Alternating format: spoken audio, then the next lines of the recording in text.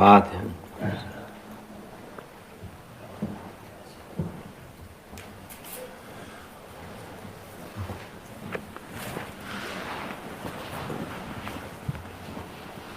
السلام عليكم.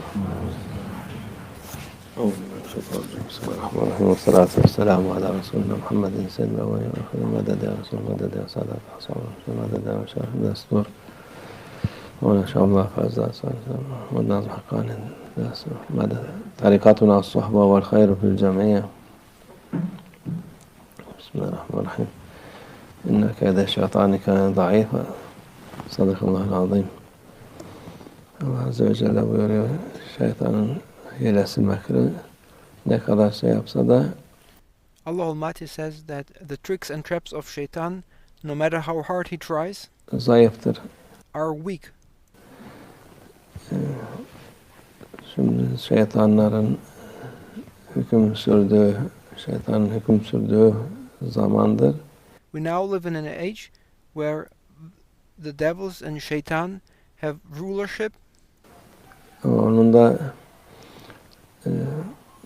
Allah Azze ve Celle'nin dediği gibi zayıftır. However, that age and the devils and Shaytans themselves, they are weak. Şimdi her türlü insanın bildiği şeyi bitirmek istiyor. Shaytan, what he's after is to destroy humanity and to destroy everything that humans know. Ne varsa onu iyi zanneden, iyi kötü her şeyi bir şeytanın emriyle Shaytan wants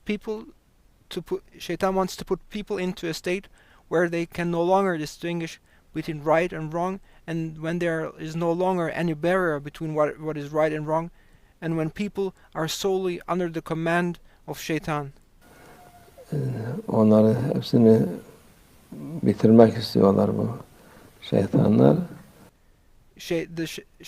Shaytan and the devils are after destroying everything that is valuable and make people no longer be able to distinguish between right and wrong, and to destroy humanity itself and everything related to it. İnsanoğlu da Allah'a tevekkül etmeyip People, however, they do not trust Allah Almighty. Onların peşinden gidip instead they run after Shaytan and the devils. O kötü hallere düşüyorlar. And then they end up in that terrible state in which Shaytan wants them to end up in. Ne iyi varsa, ne insanların bildiği bir şey de varsa hepsini yıkıp In that terrible state, people lose everything that is good, and they lose everything that they knew that was good. Ne yapacakları belli olmayan bir şey yapıyorlar. And instead they replace goodness with a state where they do not know what to do. Yapacakları kötüydü, daha yetmedi, daha kötüsünü istiyorlar. They replace goodness with badness, and they then, once they have replaced goodness with badness, they want to replace badness with even what is worse and worse. Kötülüğün sonu yok. There's no limit to badness.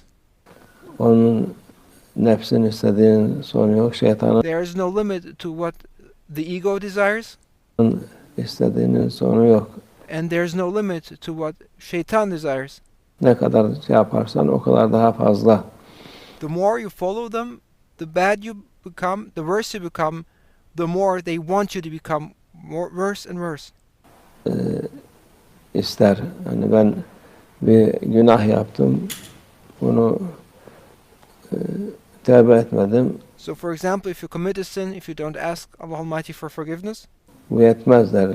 Daha başkasını yap, başkasını Shaytan will then tell you that single sin is not enough, you must do worse. yap. Ama Allah Azze ve Celle onun bu hilesinin mekrinde insanoğlu Allah'a dönüp de tövbe ederse, however, Allah Almighty declares that the tricks and the traps are weak, that whatever Shaytan plans and does against humans is weak. Bütün yaptığı şeyler harap olur. Because the moment a human asks Allah Almighty for forgiveness and asks Allah Almighty for pardon, then all those things Shaytan has built will be destroyed and will have been for nothing. Allah'ın istediği onları sevap olarak tebdil eder, günahlar. And Allah Almighty will then transform sins into good deeds when His servants asks Him for forgiveness. Bütün şeytanın uğraştığı boşuna gitmiş olur. And all those sins Shaytan has made people to build up will then be transformed into good deeds if a person asks Allah Almighty for forgiveness, and then everything Shaytan worked for will have been for nothing and in vain. Bu dünyanın hali kötü gözüküyor ama the state of this world appears to be bad. Her şeyde bir hayır var. Allah However, there is a goodness or a wisdom in everything. AZZAWAJAL zorluğun karşısında kolaylık diyor. There is a blessing in everything, and in the face of difficulty, there is ease to come. İlk başta zorluk olur, sonra kolaylık. In the beginning, there may be difficulty, but that difficulty will result in ease.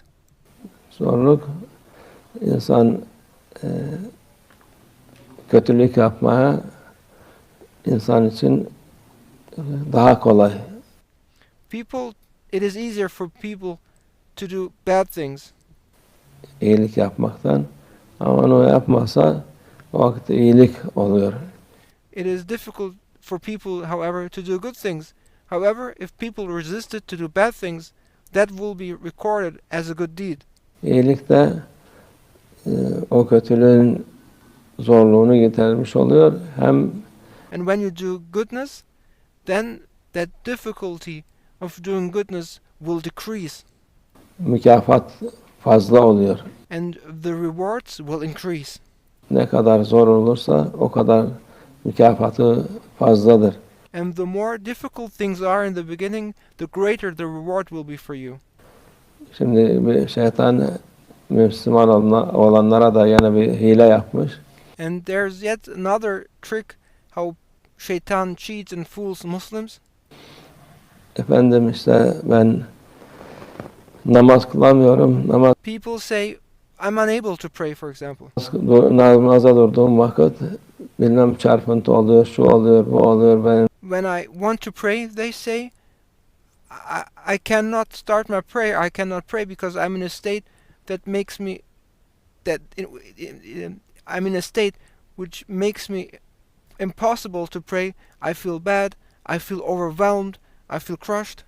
Sıkıntı geliyor, yapamıyorum. Bakıyorsun adam. And when I want to pray, I feel in distress. Kadın senelerce namaz kılmamış. And this then leads to that person, whether man or woman, to not have prayed for many years. Ne kılmıyorsun? İşte sıkıntı. Tabii sıkıntı. And why don't you pray? They say, it's too difficult for me to pray. I feel in distress when I want to pray. Sıkıntı olursa sıkıntıyla kılsan, kıldığın namaz 1000 defa daha faziletlidir. However, if you overwhelmed that feeling, if you did not allow that feeling to prevent you from praying, then you would get 1,000 times rewards for that prayer. Öteki namazdan. Compared to any other prayer. Nefsini kırıp da. Because the moment you overwhelm that feeling that prevents you from praying, that is the moment when you break your ego. O zorluklara dayanıp namazı kılan. If you resist those difficulties, and if you perform nevertheless whatever Shaytan or ego tries in order to prevent you from praying, 1000 defa fazla sevap almış olur. then you will be receiving 1,000 times more rewards. O öteki türlü bırakırsa günaha girmiş olur. However, if you stop praying because of that resistance, then you will have committed a sin because you have omitted your prayer. Büyük faziletlerden mahrum olmuş olur. And you will have lost the great rewards and blessings to receive through that prayer. Allah muhafaza etsin. May Allah Almighty protect us Şeytan şerrinden, nefsimizin şerrinden, from the evil of Shaytan and the ego, bu zamanın şerrinden. and from the evil of this age we now live in. Allah, amin Allah tevfik. El-Fatiha.